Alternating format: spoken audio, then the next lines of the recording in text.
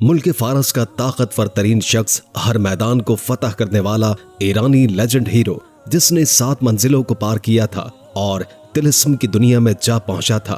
क्या उस Prince of Persia को हजरत उमर के दौर में मुसलमानों ने शिकस्त दी थी, या ये किरदार महज अफसाना है? प्रिंस ऑफ पर्शिया मुख्तलिफ वीडियो गेम्स, मूवीज और सीरीज का एक मशहूर किरदार है, जिसे मुख्तलिफ तारीखी नॉवेल और अफसानों में भी मरकजी किरदार बनाया जाता है। क्या ये तारीखी शख्सियत कोई हकीकी इंसान था या सिर्फ एक अफसाना? अगर तारीख के औराक में प्रिंस ऑफ पर्शिया को तलाश किया जाए तो रुस्तम नामी 2 तारीखी हस्ती का जिक्र मिलता है। पहला, कदीम दौर का वो रुस्तम जो बादशाह कैकावस का सिपाही था और जिसके मुतालिक एक लंबी तिलिस्माती दास्तान मशहूर है, और दूसरा वो रुस्तम पहलवान जो ईरान की जंग कादसिया में हजरत उमर रजी अल्लाह ताला अन्हु के दौर में मारा गया था।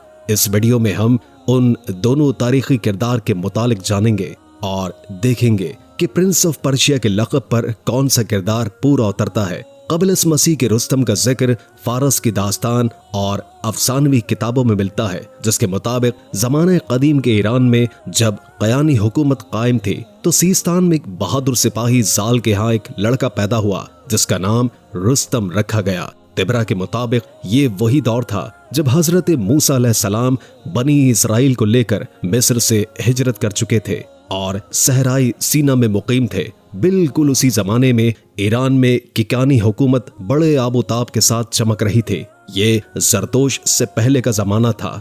ईरान के तख्त पर कैकावस नामी बादशाह तख्त नशीन था। रुस्तम और उसका बाप जाल दोनों ही कियानी हुकूमत के दिलेर सिपाह सालार थे। लिहाजा जब तुरान के बादशाह अफरासियाब ने ईरान पर हमला किया तो कियानी बादशाह कैकावस ने रुस्तम को मदद के लिए दारुल हुकूमत बुलाया। रुस्तम दास्ताने रुस्तम के नाम से मशहूर था, जो इंतहाई बहादुर, निडर और शुजाअतमंद सिपाही था।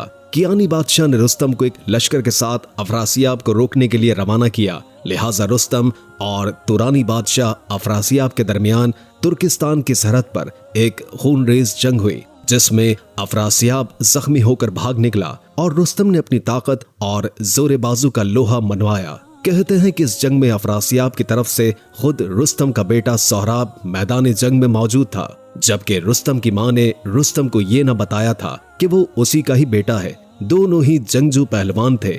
मैदान जंग में जब दोनों आमने सामने हुए और दोनों का टकराव हुआ, तब रुस्तम सोहराब के सीने में तलवार घोंपता है और उसके बाद उसे पता चलता है कि सोहराब उसी का ही बेटा है। ये दर्दनाक ज़र्मिया दास्तान रुस्तम और सोहराब के नाम से बरे सगीर और एशिया में खूब मशहूर हुई। बहरहाल फतह के बाद रुस्तम दास्तान पूरे ईरान और तुरान में मशहूर हो गया।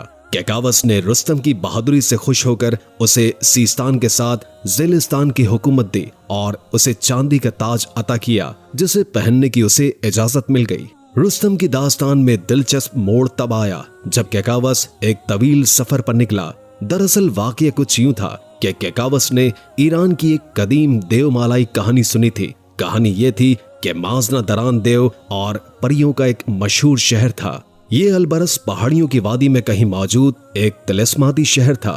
इसी अलबरस पहाड़ी को कोहे काफ के नाम से भी जाना जाता है। लिहाजा कैकावस उस तिलिस्माती शहर की तलाश में निकल पड़ा और महीनों सफर करता रहा। इस सफर में वो ऐसा गुम हुआ कि कई सालों तक वापस न आया। लिहाजा रुस्तम बादशाह कैकावस की तलाश में निकल पड़ा और वो माजना दरान की तलाश करने लगा। लोगों ने उसे बताया कि बादशाह कैकावस को देव सफेद ने कैद किया है और उस देव सफेद तक पहुंचने में 7 मंजिल तय करनी पड़ेगी। रुस्तम उस खतरनाक सफर पर निकल पड़ा। हर मंजिल पर रुस्तम को तरह तरह के खतरों और अजीबोगरीब मखलूकात का सामना करना पड़ा। इन तमाम मंजिलों को पार करते हुए आखिरकार रुस्तम 7वीं मंजिल तक जा पहुंचा। रुस्तम के इस देवमालाई सफर को हफ्त ख्वान रुस्तम कहते हैं। इनमें से हर मंजिल की तफसील ईरानी अदब के दास्तानों और अफसानों में मौजूद है, जिसे फिरदौसी ने शाहनामा में भी दर्ज किया है। बहरहाल 7वीं मंजिल में पहुंचकर रुस्तम का सामना देव सपेस से हुआ। रुस्तम बड़ी बहादुरी के साथ उस देव से लड़ता रहा और उसे हलाक कर दिया। फिर कैकावस को रिहा करवाकर उसे ईरान वापस ले आया। कहते हैं कि रुस्तम ने 600 साल की तवील उम्र पाई थी। उसी जमाने में जरतोश्त का ज़हूर हुआ और ईरानी हुकूमत ने ज़रतुश्ती दीन कबूल कर लिया। बादशाह गस्तासब के ज़माने में जब रुस्तम की उम्र 610 साल थी तो उस उम्र में भी वो एक कवी और बहादुर सिपह सालार था। लेकिन रुस्तम के भाई सगार ने उसे धोखे से कुएं में गिरा दिया जिसमें सीधी गाड़ी गई तलवारें बिछी थीं। उनके जख्मों से रुस्तम बच न सका और ईरान की तारीख का ये अजीम सिपह सालार सफाए हस्ती से मिट गया। और इस तरह कदीम ईरान के देवमालाई दौर का खात्मा होता है। उस दौर की तारीख में अगरचे अफसाने और तिलिस्माती कहानियां भरी पड़ी हैं, लेकिन अहले ईरान के नजदीक उनके लिए ये दौर कभी फख्र का बाइस था। क़ब्ल मसीह की उस रुस्तम दास्तान को ईरानी अफसानों में एक मावराई ताकत का मालिक और बहैसियत सुपर हीरो पेश किया जाता है। अगर हजरत उमर के दौर में रहने वाले रुस्तम नामी शख्स का जिक्र करें तो तारीख ये बताती है कि उस दौर के एक शख्स का नाम रुस्तम फरोखजाद था, जिसकी पैदाइश सासानी दौर में ईरान के बलख में हुई थी। रुस्तम फरोखजाद का शुमार उस दौर के अजीम पहलवानों और बहादुरों में हुआ करता था। ताकत और कुव्वत में पूरे फारस में उसका कोई सानी नहीं था। सासानी बादशाह खुसरो परवेज के दौर में खुरासान के इलाके पर रुस्तम की हुकूमत थी। खुसरो परवेज वही बादशाह था जिसके जमाने में मक्के में एक चमकदार सूरज तुलू हुआ और हजरत मोहम्मद सल्लल्लाहु अलैहि वसल्लम ने दीन इस्लाम की दावत व तबलीग का आगाज किया। कुछ सालों तक ईरान के शाही तख्त पर कई बादशाह तख्त नशीन हुए, लेकिन यके बाद दीगरे तमाम कत्ल कर दिए गए। आखिरकार 632 ईस्वी में रुस्तम ने फारस के तमाम बादशाहों को यकजा करके फिर से ईरान को एक परचम तले जमा किया और खुसरो परवेज के पोते यजगर्द को ईरान के तख्त पर बिठाया। ये वो दौर था जब इस्लामी रियासत के खलीफा हजरत उमर बिन खत्ताब रजी अल्लाह ताला अन्हु थे। रुस्तम जानता था कि अगर मुसलमानों को रोका न गया तो फारस की 1000 साला सल्तनत का जड़ से खात्मा हो जाएगा। लिहाजा उसने इस्लामी इलाकों पर हमला करना शुरू कर दिया। उस पर हजरत उमर ने 16 हिजरी यानी 636 ईस्वी को हजरत सईद बिन अबी वकास को एक लश्कर समेत ईरान के इलाकों की तरफ रवाना किया। इराक के कादसिया नामी मकाम पर दोनों फौजें आमने सामने हो गईं। एक तरफ इस्लामी लश्कर और दूसरी तरफ सासानी फौज थी जिसका सिपह सालार रुस्तम फरोखजाद था। इस जंग में रुस्तम 60,000 सिपाहियों को साथ लेकर आया था, जबकि इस्लामी लश्कर तादाद में आधे थे।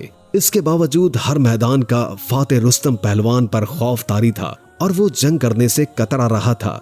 जल्द ही जंग का आगाज हुआ और 3 दिन मुसलसल खून रेस जंग हुई, जिसमें मुसलमान मुजाहिदीन ईरानियों के सफे उलटते चले गए। ईरानी फौज पीछे हटने लगी तो अचानक रुस्तम ने एक लश्कर समेत आखिरी वार किया, लेकिन जनूब से मुसलमान मुजाहिदों ने ऐसा हमला किया कि ईरानी सिपाही भाग खड़े हुए और रुस्तम एक गधे के नीचे छुप गया। उसी वक्त एक मुजाहिद हजरत अलकुमा ने उसे देख लिया और उसे कत्ल कर डाला। रुस्तम के कत्ल होते ही ईरानी लश्कर बिखर गया और इस्लामी फौज में तकबीर की आवाजें बुलंद होने लगी। इस तरह फारस की 1000 साला तागूती हुकूमत का खात्मा हो गया और रुस्तम समेत सासानी हुकूमत सफाए हस्ती से ही मिट गई। अगर इन दोनों शख्सियात के किरदार का मुआयना किया जाए तो क़ब्ल मसीह का रुस्तम दास्तान एक हीरो की तरह दिखाई देता है, जबकि जंगे कादसिया का रुस्तम पहलवान जंग से पीठ फेर कर भागने वाला एक बुज़दिल शख्स के तौर पर नजर आता है। लिहाजा क़ब्ल मसीह वाले रुस्तम की जुर्रत और बहादुरी उसे प्रिंस ऑफ पर्शिया के लक़ब के काबिल बनाती है। अलबत्ता बाद में सिकंदर आजम के हमलों की वजह से रुस्तम के मुतालिक तमाम दस्तावेज और किताबें तबाह बर्बाद हो गईं। लेकिन हर दौर में शायरों, मुसन्निफों और फनकारों ने रुस्तम के इस किरदार को तारीख में जिंदा रखा। इसी प्रिंस ऑफ पर्शिया के नाम से कई वेस्टर्न नॉवल लिखे गए, कई अफसाने और दास्तानें तहरीर की गईं। प्रिंस ऑफ पर्शिया के नाम से 2010 में हॉलीवुड ने एक मूवी भी बनाई जिसमें एक फारसी शहजादे को दास्तान में मुख्तलिफ कारनामे करते हुए दिखाया गया है। इसी तरह माइथोलॉजी को जदीद टेक्नोलॉजी के जरिए नए अंदाज में पेश किया गया है और Prince of Persia, shadow and flame Prince of Persia classic और प्रिंस ऑफ पर्शिया 3D के नाम से मुख्तलिफ वीडियो गेम्स भी बनाए गए हैं।